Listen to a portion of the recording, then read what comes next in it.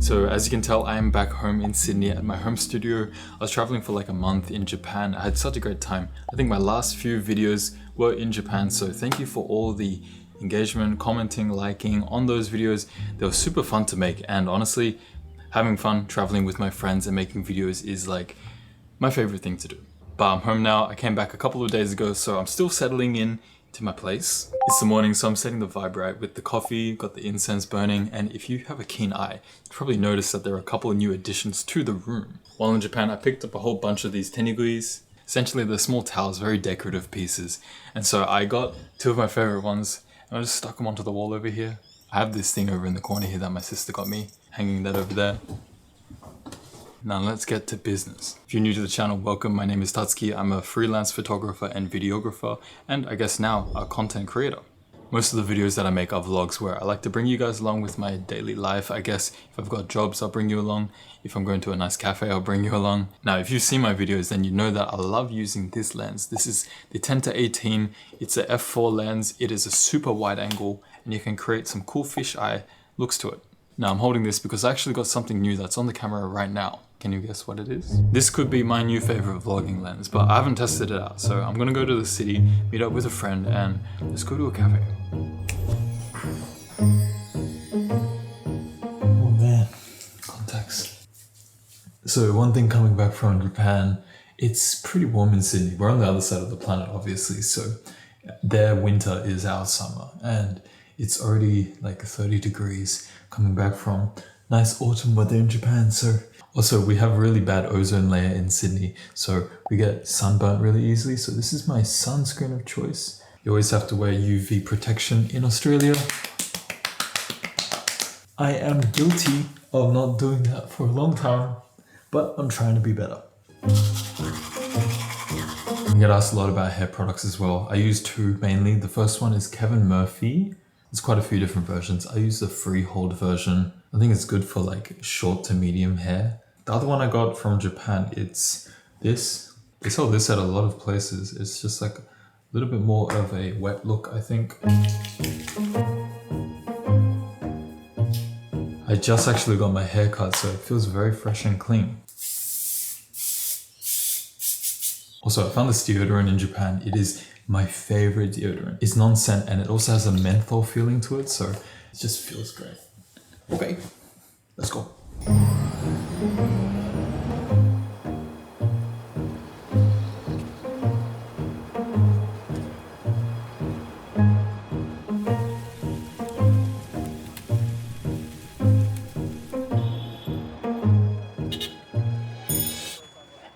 We won't count a seat.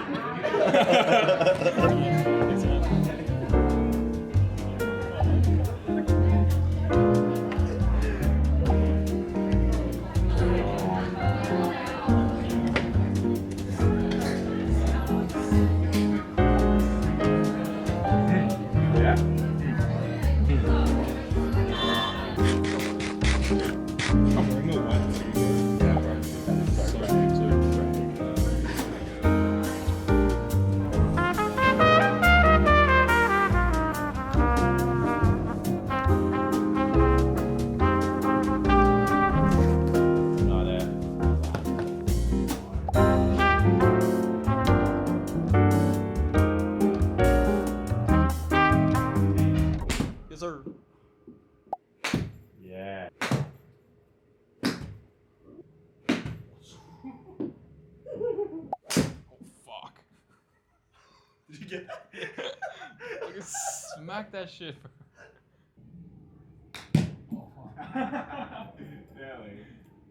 Nice to meet you, bro. Easy.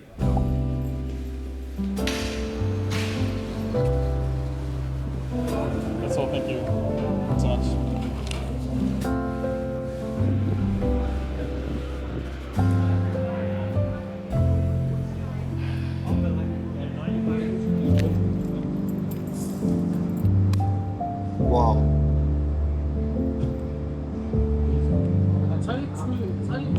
So the reason why I love wide lenses in particular is because, well, when you're vlogging like this, you get to get closer to the camera itself, which one is more comfortable for me actually filming, but two, you get to bring the viewer, you, into the actual scene.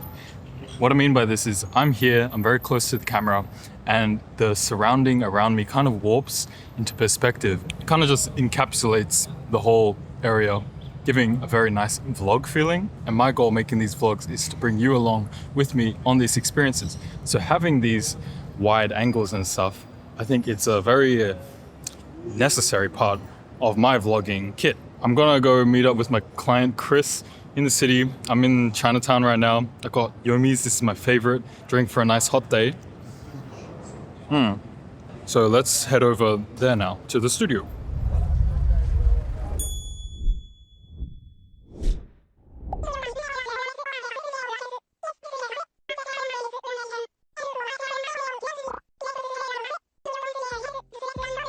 Finally get paid for the get down. You can't tell me shit now about time. Do you know how many lines I done put down, vibes I done sent down? But we ain't hit the dig. I'll up the market till they come red carpet and kids. Success still the target. Soon I'll be crossing the bridge, but can't bring everybody with me. Family only. I got some people think I owe a favor, barely know me. That's why my focus on the road.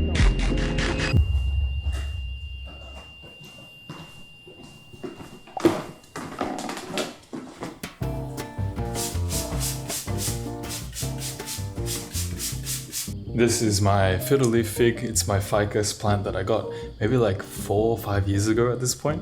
When I got it, it was actually really small. I remember it was just about here. And over the many years, I've been watering it very well.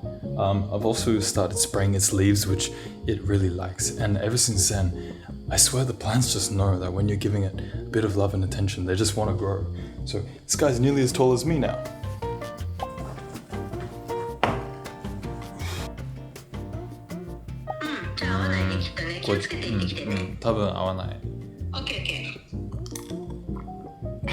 Good morning. So after yesterday playing around in the city, vlogging a little bit, I can safely say that I love this lens. This is the Sony 14mm f1.8. I'm sure a lot of the photographers doing astrophotography, urban landscapes and very wide angle stuff use this lens, but for video purposes this is extremely wide and I think that it works well for vlogging. Now I did get this for a pretty good deal from my friend Gaku.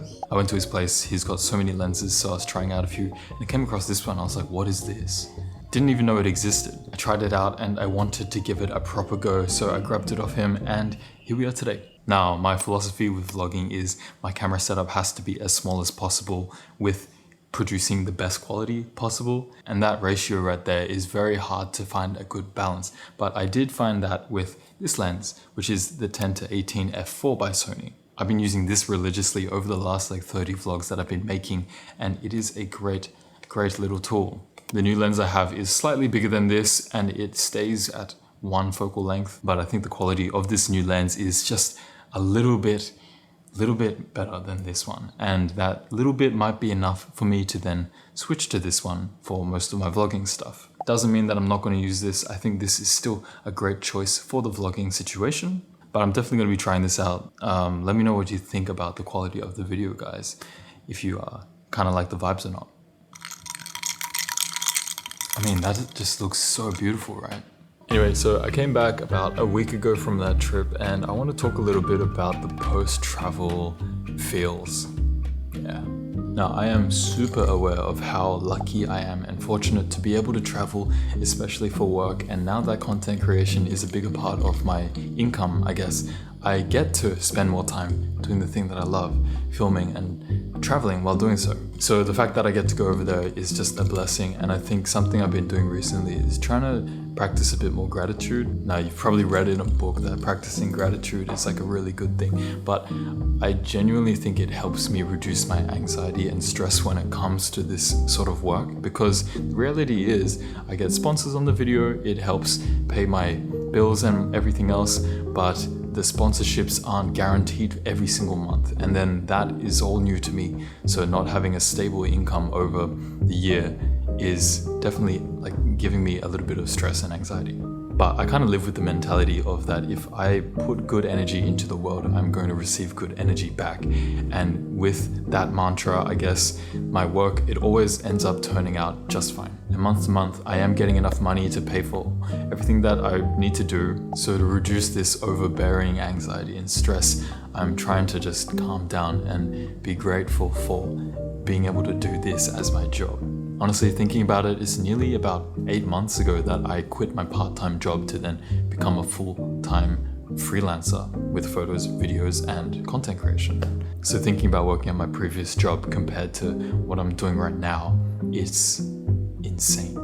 So yeah, for me, it is very important to keep practicing gratitude and just being thankful for this position that I'm in. Thank you for watching and supporting. Anyway, so coming back to the post-traveling sort of feelings, I think in the not too distant future, I do want to try living in Japan. I've never actually lived there. I've been staying there for longer, extended periods of time, but I've never had a lease. I've never been renting a property. So I think it'll be a really fun experience for me to actually be over there more permanently and then sort of soak in that lifestyle as well. Of course, I love living in Sydney. That is also a blessing. But now that I'm 25 years old, I think with my current situation and my job, it'd be an amazing opportunity to then live over in Japan, wherever that may be, and experience that life over there. Keeping that in mind, coming back from Japan to Sydney over the last couple of years, it's been like a little bit sad because I spent like a month or 2 months over there, get used to the lifestyle, come back here. It's like the opposite season, and then I have to get adjusted back to living here. It's officially summer in Sydney. It's pretty warm. This morning, it's 10 a.m. and it's already 25 degrees.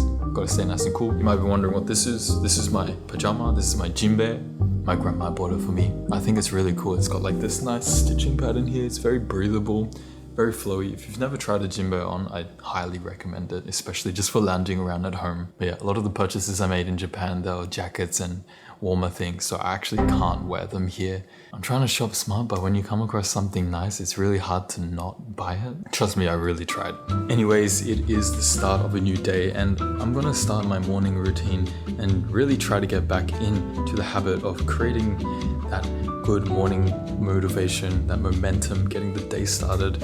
And I'm gonna talk about this in my next video, so if you're keen to check that out, subscribe.